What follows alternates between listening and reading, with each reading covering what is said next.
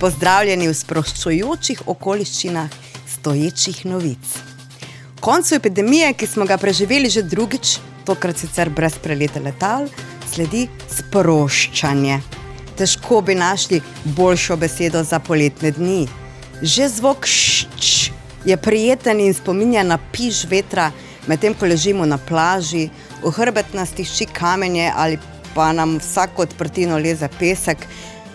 V desno stegno pritiskajo noge sosednjega čevapa, v levo ramo pa natikači sotrpina na levi strani. Ampak morje še vedno diši po soli, pomešani s 1000 vonji različnih faktorjev. Sproščajo se tudi ukrepi. Odlok o začasnih omejitvah pri izvajanju športnih programov ne predpisuje več omejitev pri procesu športne vadbe. Športno-rekreativna dejavnost se lahko izvaja individualno ali v skupini, brez omejitve števila vadečih.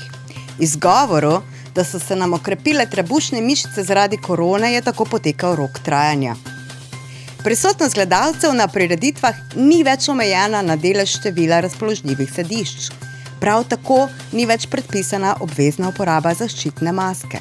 Spet gremo lahko navijat. Vsaj pri navijanju smo večinoma, oziroma vsaj načeloma, vsi za naše. Pri knjižnicah, arhivih, muzejih in galerijah so po novem odpravljene omejitve glede dovoljenega števila obiskovalcev.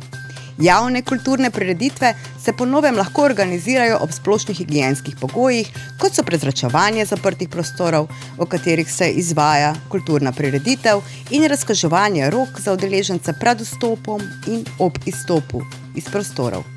Uporaba zaščitnih mask ne za obiskovalce in ne za nastopajoče ni več obvezna, ne v zaprtih prostorih in ne na prostem. Morajo pa nastopajoči na javnih kulturnih prireditvi in njeni obiskovalci opraviti testiranje na COVID-19 oziroma izpolnjevati PCT pogoji. Začenja se tudi sezona prostega gemblanja. Igralnice in saloni delujejo v celoti, a pri tej sprostitvi vam predlagam nekaj pazljivosti. Na kongresih bodo lahko zasedena vsa sedišča. V gostilnah bomo lahko spet govorili nekoliko tišje, saj se ukinja razdalja 3 metrov med robovi miz. Prav tako v notranjosti lokalov ne bomo več potrebovali zaščitnih mask. Končno so ugotovili, da se z masko ne da ne jesti in ne piti, niti vode. Prav tako ni več potrebno zagotavljati 10 kvadratnih metrov na posamezno stranko v poslovnih prostorih in trgovskih centrih.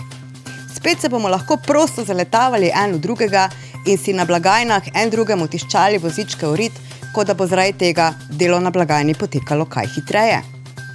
Pri kolektivnem uresničevanju verske svobode je odpravljen pogoj kvadrature, udeleženci, ki niso iz istega gospodinjstva, čeprav so bratje in sestre, pa morajo med seboj ohranjati meter razdalje. Ob sproščanju pa pristojni hkrati svarijo, da 4. val ni več vprašanje. Vprašanje je le še, koliko visok bo in koliko nas bo potegnilo pod vodo. Novo grožnjo predstavlja tudi Delta plus različica virusa, ki se je razvila v Indiji. Mutacija lahko namreč prispeva k temu, da je virus kužnejši. Njen vpliv na prenosljivost sicer še ni popolnoma jasen. Tisto, kar pa najbolj skrbi zdravnike, ki zdravijo paciente, obolele za Delta plus različico virusa, je to, da se ta različica izogiba načinu zdravljenja, ki je bilo do sedaj uspešno. NIJZ tako svari, da je za to različico velika verjetnost, da se bo širila predvsem med mladimi in necepljenimi. Pristojni za to svarijo, da moramo za mirno jesen tisti, ki tega še nismo storili, zavihati rokave in se cepiti. Za pospešitev cepljenja delujejo tako mobilne cepilne enote, kot tudi cepljenje brez naročanja. A bo najverjetneje k temu potrebno še aktivneje pristopiti. Saj je nezaupanje v cepiva še vedno veliko. In še vedno je premalo izpostavljenih, tudi županov in direktorjev, ki imajo morda doma premalo kvalitetnih nesnic, da bi si upali stopiti pred ljudi in na lastnem zgledu povedati, mi smo cepljeni in nič nam ne manjka. Če že vladi ljudje ne zaupajo, bodo morda zaupali tistim, ki so jim bližje. Zaupanje je namreč po definiciji večje znotraj manjših skupnosti. Cepljenje pa je, ne glede na vse, čeprav boste zdaj spet jezni name, edino, ki bo jeseni omogočilo odprte šole, vrtce in delujoče gospodarstvo. Sproščajte se po pameti. In naj vas ne skrbi, če imate dovolj posončene noge, da lahko oblečete krilo. Ko je vroče, je pač vroče. Manj se jezite in več se smejte.